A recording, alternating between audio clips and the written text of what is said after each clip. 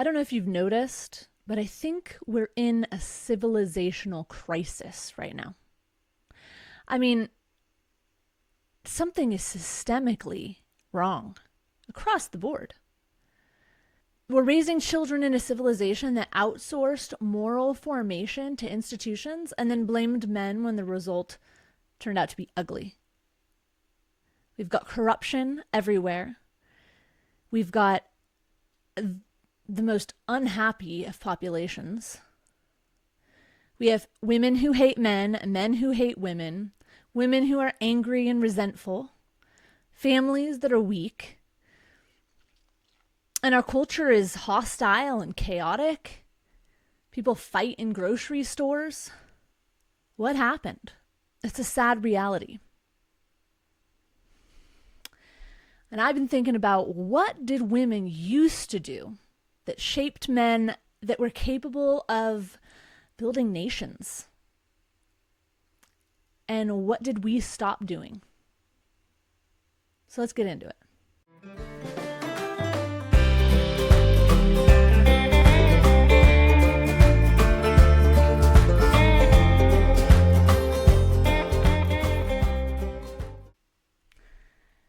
Hey everybody, this is Homestead Republic, and I am JJ Jeffrey here with you.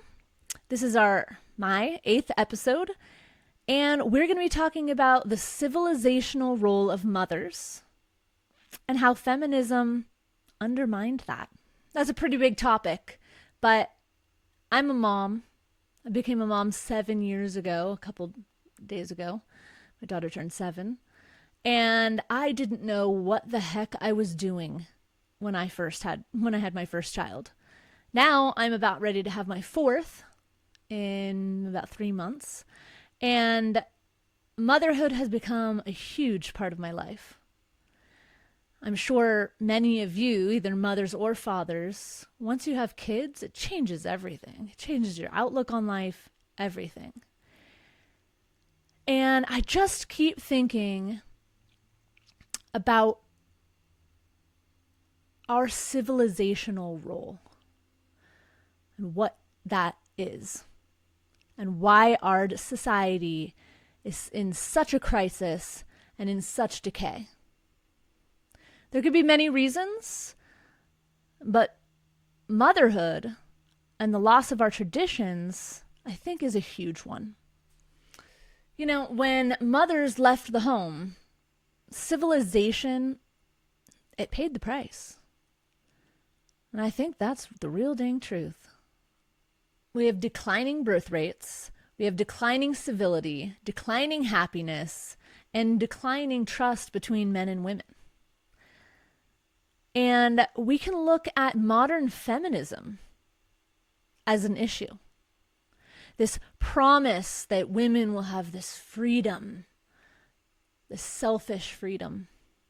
But instead, just like the liberals always do, they gave us something that sounded juicy and took away something that was deeply important to society. And that was a woman's role in the household and how it is civilization shaping.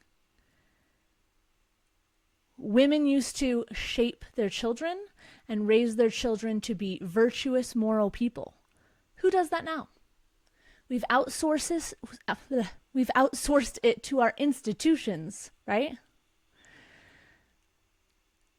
And we've given up that role for freedom to not have children, for freedom to go sit at a job, have a career. Those aren't emotional strongholds.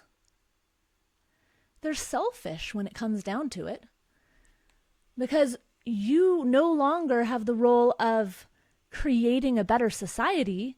You have the role of sitting at a desk and drawing pictures for a company, or who knows what your job is. Is it really as important as being a mother? In my experience, no. Women who raised our forefathers they did things differently. And traditionally, women through time did things differently than we're doing now. So let's look into that, right? So we told women that they didn't need men, and then we got disconnected men and resentful women.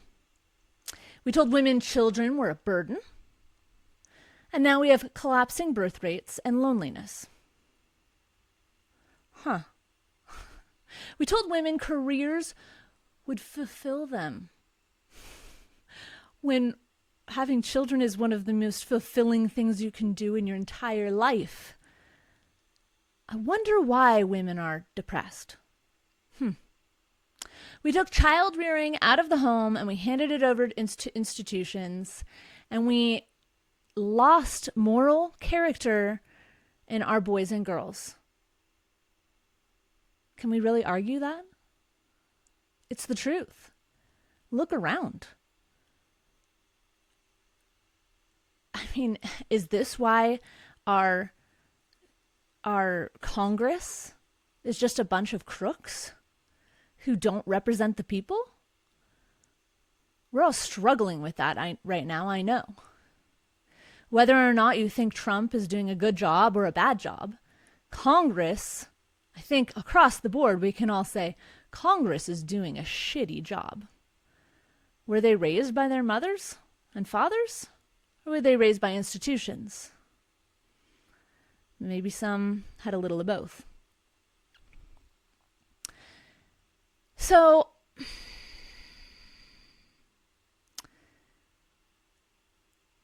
as we've seen on X, fertility rates have been dropping like flies, for lack of a better term. I mean, populations are dying off with far less than replacement rates. And does that have to do with women deciding that they don't need to have babies kicking in their stomach? Does it mean that, or is it because of growing stats for abortions? Is it because of the economy? Is it because we're worried about the future? So worried that we don't want to have children? In my mind, if you're worried about the future, you have more children and you teach them how to fix it and how to repair it and how to be wonderful statesmen like our founding fathers were. Stats show that feminist, leftist women have higher rates of depression and dissatisfaction, okay? Women are, especially liberal women, are not doing well. You see the highest rates of mental illness among single liberal women. And it's because it's a philosophy that pits women against their own bodies and against their own children. Feminism coaches women to reject their bodies, reject the natural realities, especially of their fertility, especially of their reproductive capacity. The mothers of our forefathers, they weren't institutionalized. They were educated and smart. But going to an institution, taking time out of your life to go get a bachelor's, master's, PhD, does that make you smarter? Or does that make you institutionalized? I think you're kind of as smart as you're going to be, and you can learn more things. But the institutions that women are going to, I got a bachelor's, are taking away their time, deferring having children till later, taking away their fertility because they're having children later. And ultimately, the stats show that more educated women, more institutionalized women, have less children. So I'm not saying that women shouldn't go to school. If you want to, go. But many of us were told you need to go to school to get a job, without ever having the thought that our job would be in the home. The institutions don't make us smarter. They steal our time. Sure, we can learn things, but you can learn things from books too. You can learn things from YouTube. You can learn things without an institution. And I think a lot of us know this now, but without that little piece of paper, we're worthless. At least that's what we're told. And so we let our children continue to be raised by schools, government schools, and then go away to institutions, government institutions, and follow that narrative instead of having them home to teach them virtue, to teach them values, to teach them morality.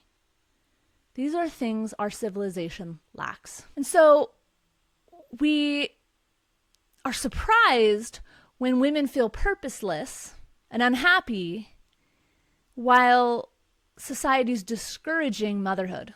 And that leads to just my cry for mothers to reclaim their role in the home. I think of that video that I'm sure some of you have seen online. I think Kate Blanchett is reading or speaking to a room of women. You may have seen it. It's a little clip from a movie. And I think the first time I watched that movie, I thought she was a lunatic because they lead you up to that. But now when I watch it, I realize that she is right. Here's the clip. Let me be clear. I am not against women succeeding. I am not against women working outside the home. That's their choice. But what I am against is a small elitist group of Northeastern establishment liberals putting down homemakers. Now, the livers love to say that they're dedicated to choice. But if you dare to choose the path of full-time mother, well, there must be something wrong with you. I mean, if you don't feel enslaved, well, you're just dumb and unenlightened. In fact, you're not even a person. Because you see, the women's liberation movement is basically a very negative attitude toward life. It tells women, sister, the cards are stacked against you. When you wake up in the morning, you won't get a job. And if you do, it won't be a good one. And if you get a good one, you won't get promoted. And if you get married, your husband will treat you like a servant. And marriage is just a lot of dirty diapers and dirty dishes. But don't take my word for it. Read their own literature. Betty Friedan, mother of the movement, wrote in The Feminine Mystique that marriage is, and I quote, a comfortable concentration camp. But it is not enough that they're demeaning us in the press. Oh, no. Now they want to use our miraculous Constitution to create a sex-neutral society through this so-called Equal Rights Amendment, which will mean that baby girl will be drafted.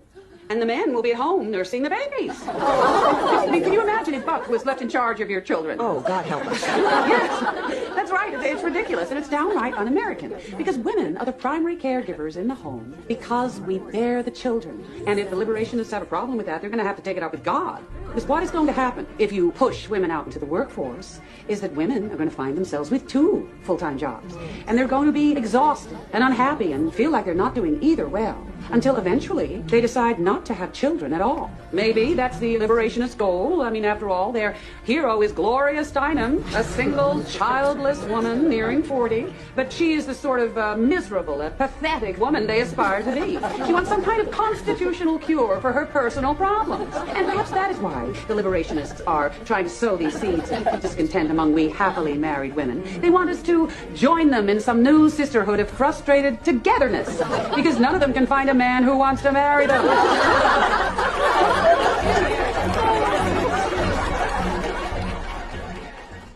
I'm not sure how we lost the wisdom of raising children. But the liberal worldview reframes the idea of the strong father as a threat, as abusive, as awful and terrible and this mean patriarch. That's never what it was supposed to be. They see it as abuse. Father's not supposed to abuse their children, but they are supposed to be an authority figure to their children. When my son says, no, I'm not doing that, what am I supposed to do? Grab him while I'm pregnant and put him in the corner on his timeout? No. I call my husband, and my husband puts him in his place. Picks him up, puts him in the corner. Gives him his timeout for hitting me. Right? He's 5. But schools and institutions have now replaced fathers and mothers. They're doing a great job. We all know they aren't. They're not even learning to read and write these days. Barely anybody knows how to do math in their head. Boys lost discipline, formation, moral clarity, all of these things. And when boys are raised by institutions instead of their mothers and their fathers, they're trained for compliance, not character. And character, moral character and virtue, is a huge thing we lack in society. You know it. I know it. How do we fix it? We bring back what founding era mothers actually taught their children. We bring back motherhood and fatherhood. But since I'm a mother, it's easier for me to connect with that point, right? So what did these women do differently that produced some of the greatest statesmen in history? What'd they do? How did they raise children that were so much better than ours? I mean, sure, we can blame it on, oh, well, there's technology now, and my kid wants to play this game, and, life's busy, and I don't have the time, and I have to work, and they need to go to school, and reel it back. I homeschool. I also run a small business with my husband, but we're the boss, and so we get to decide when we work. And let's look at the things that the founding mothers, the mothers of the founders, taught their kids. And now, these women weren't stupid. They didn't have a degree on their wall. They didn't have PhDs. But they were not stupid by any means. They read extensively. They knew the Bible. They could quote it. They wrote every day to numerous people. That's how we know about them, their letters. It's hard to believe that the things that we lost between then and now. So here's a list of some of the things that they used to teach their kids. So they used to educate their kids on virtue. Nowadays, we barely even know what virtue is. Honesty, restraint, duty. These are not things we teach our kids now. At least not the majority of people.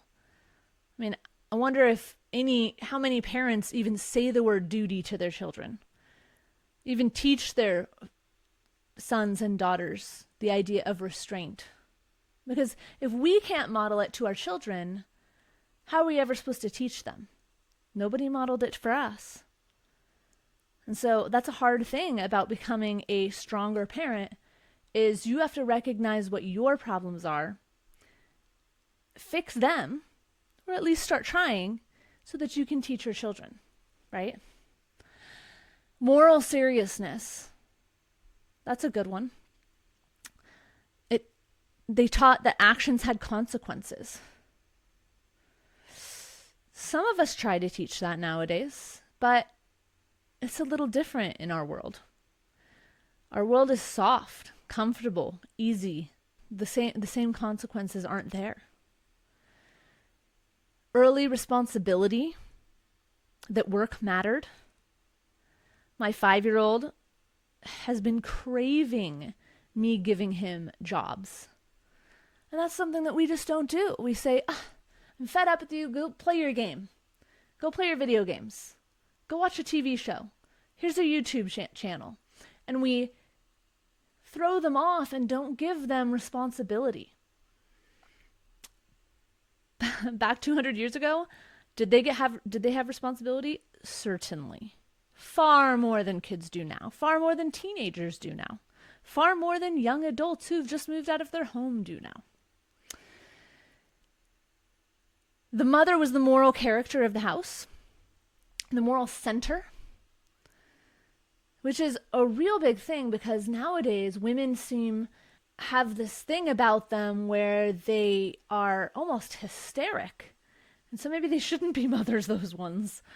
But it's a sad reality because they lost something in the years that they were raised that led them to this anxiety-prone state, right? They were literate. They were stable. They were a stable person for their family.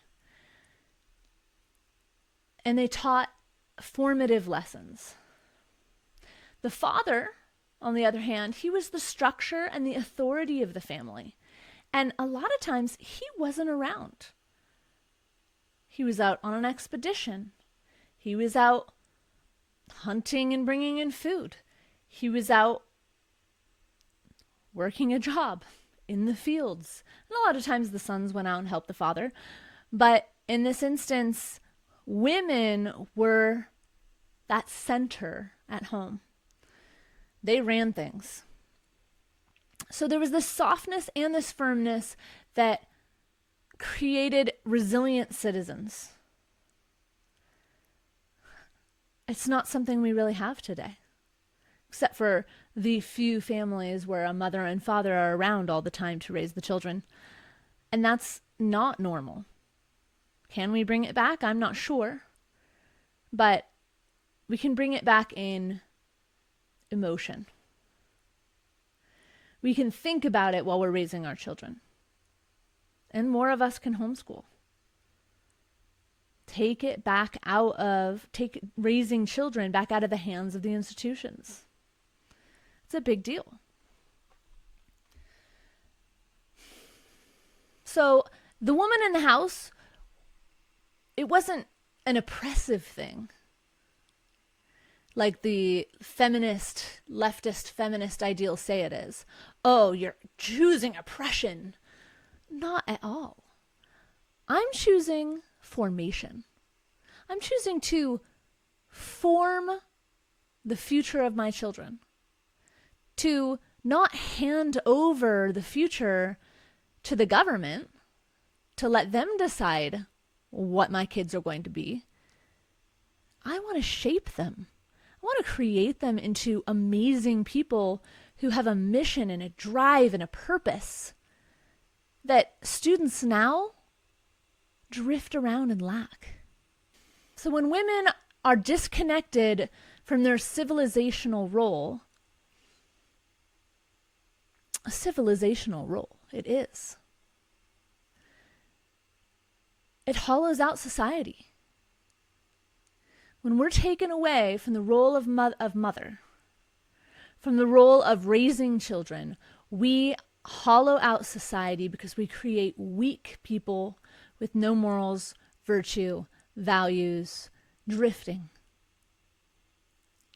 It is a civilizational role that has been taken from us. We got offered that personal freedom, that selfishness, and it was at the cost of generational responsibility. Mothers had that responsibility to create new and better generations, and we've totally given it up for cocktails with friends, for sitting on the couch and watching cartoons by ourselves, for dog children, cat children,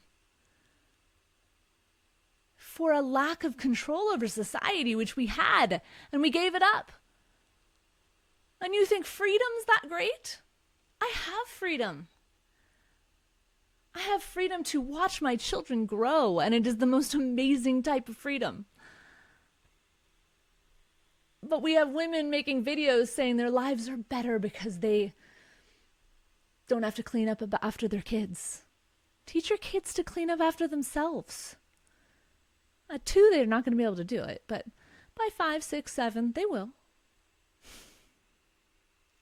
It's hard work forming civilization. If you don't want to take a part in it, you don't have to.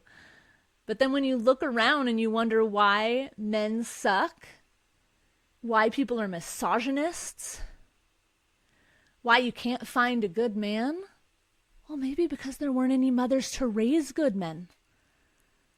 They sent him off to school. And the school doesn't have classes in morality or virtue or anything like that. They just teach the basics, and even those are pretty bad. When women are disconnected from their civilizational role, men lose formation, children lose the grounding that their mother gave them, could have given them, and society loses continuity. And I think this is a huge part of our problem today. There's lots of problems today. so many different things that I can talk about that we need to start changing in our lives to create a better future. But you're not going to fix now. You're going to fix the future. And our kids, the next generation, is the future. Let's not let them get squandered away by schools, making them confused on whether they're good or bad people because of the color of their skin, or whether they're a boy or a girl because they are told by the school that they can be either one. God already made that decision for you. Let's simplify things, right? You don't need to question that. This is what you are. Enjoy. Move on. Life's complicated enough. And if children have their mother and their father there, setting standards, being strong, being virtuous and moral themselves, that's an easy thing for the kids to follow. But when the kids rarely see their parents because their parents both go off to work, the kids go off to school, they come home, they eat dinner together, they're annoyed by each other, they go to bed, they wake up, they eat breakfast, and they leave on their respective days. How are you ever supposed to teach your kids the things that they really need to know? Sure, reading, writing, arithmetic, those are pretty easy to teach when it comes down to it. But your kid's going to learn them. Unless you don't try at all. But virtue and morality, honesty, integrity, duty, those are things that you don't learn at school. It's sad. Look, women aren't meant to be interchangeable labor units in careers and businesses. We are so much more powerful than that, and feminists should recognize that. You want power. You want to control civilization. You have already had that power for hundreds, if not thousands of years. And you gave it up for this idea of freedom. I have the freedom to do anything I want. And I choose to make dinner for my kids. I choose to teach my kids, educate my kids, be home with them. It's the greatest honor of my life. We were meant to shape the next generations. And instead, we have a whole group of women sitting at home thinking to themselves that, you know, my dog only lives 10 years and I'm going to be so sad when he dies. But I'm going to raise him like my child, because we need that. We need to raise somebody. You're raising a dog. You're raising a cat. Cat mom? Dog mom? I love my dog. I love my cat. But I love my children. Nothing is the same as that. But we gave up that role. Many women did. And it's showing in society. It's a powerful role. It's a meaningful role. It's an irreplaceable role. And it gives us real purpose. Instead of sitting around on the couch wondering what we're going to do today. Trust me, when you have kids, you don't sit around wondering what you're going to do. They're giving you things to do. And you may run the day. You may have plans for what they're going to do. But ultimately, you are not bored. You have purpose. And it will make you happy. I want people to reclaim it. To reclaim motherhood as an act of resistance against governments and institutions trying to coerce us into thinking that we're going to have a better life with more purpose and happiness if we give up having children, because it makes us more free. I want us to reclaim it as an act of restoration for society. Can we not do that? Let's restore society in this next generation. My kids, 7, 5, 1.5, not even born, they are going to be the ones that make society great. Not Trump. The next generation. Because, like I said, we're not changing now. We can only change the future. And I think the strongest way to do it is from home, as mothers and fathers, strong ones for our kids. I want my kids to be independent. I don't want them to fall into dependency on our government. I want them to be independent people who know how to take care of themselves and have morality and know their duty. We don't need more freedom from responsibility. We don't. We need more people who are willing to carry that responsibility.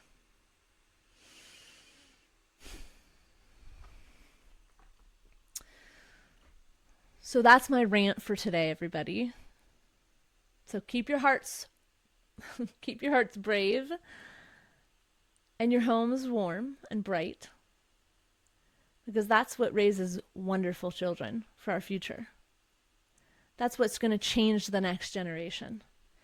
Teaching your kids to have courage, because there's a lot that needs to be fixed. And I don't think it's you and I that are going to fix them. I think they are going to be the ones that are going to have to deal with the fallout of the past. Good night.